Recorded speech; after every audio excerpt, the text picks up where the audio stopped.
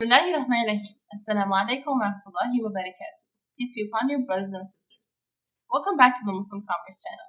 In this lesson, we will take a brief look at what Sufism is and the kinds of Sufisms that exist. Imam Jafar al-Sadiq alayhi salam once said, "The Book of Allah comprises four things: the statements set down, the metaphors, the hidden meanings relating to the suprasensible world, and the exalted spiritual doctrines.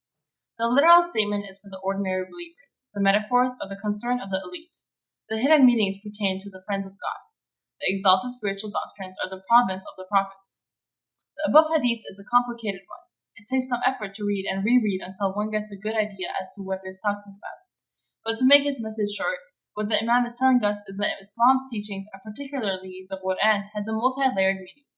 The literal meaning is for ordinary people, but its deeper spiritual meanings are for people who are advanced in the mystical path of the religion. The attainment of spiritual meanings and spiritual transformation is what Sufism seeks to achieve through a series of spiritual insights and practices. Origins. There are two theories as to what the word Sufi means. The first theory believes that it is derived from the word Safa, which means purity, as the Sufis were seen as a people of purity, and the tasawwuf. The other theory believes that it comes from the word Suf, meaning wool, as Sufis were known to wear harsh garments out of wool for aesthetical reasons. Most Muslim scholars historically opted for the second meaning. Sufism, in its essence, is about purifying the heart from spiritual diseases, including pride, hatred, anger, jealousy, and learning to love God more than the world. It is also a practice of unceasingly remembering God. Furthermore, Sufism also holds that Islam contains outward knowledge, but also inside spiritual knowledge that is transferred from teacher to student. If understood this way, Sufism begins with the Prophet Muhammad ﷺ himself. It is therefore no wonder that all Sufi groups trace their religious orders back to Imam Ali alayhi salam.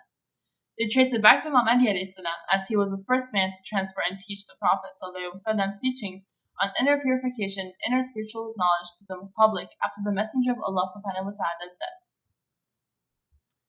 As time went on, and as more teachers taught students, Sufism broke into different groups. These different groups eventually turned into spiritual orders called tariqas, with their own spiritual leaders called sheikhs. So you've probably guessed it by now. When groups grow and split up over time, teachings do often change, and sometimes for the worse. Some Sufi groups went to the extent that it dismissed all religious obligations, such as prayer and fasting.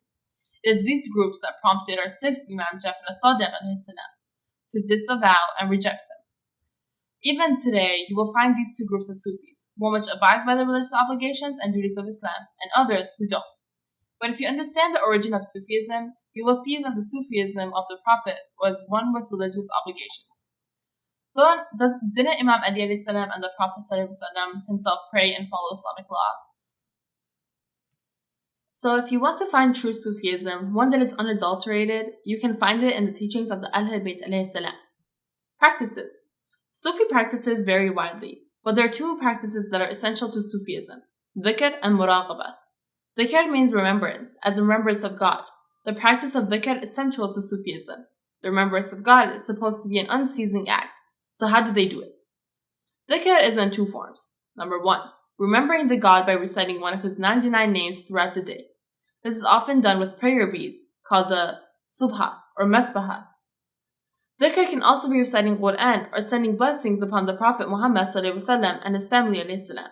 Number 2, remembering God by seeing him in everything one experiences. One's own breath, the sky, mountains, skies, the world of creation is to remind one of God's power and majesty. Dhikr is thus of paramount importance.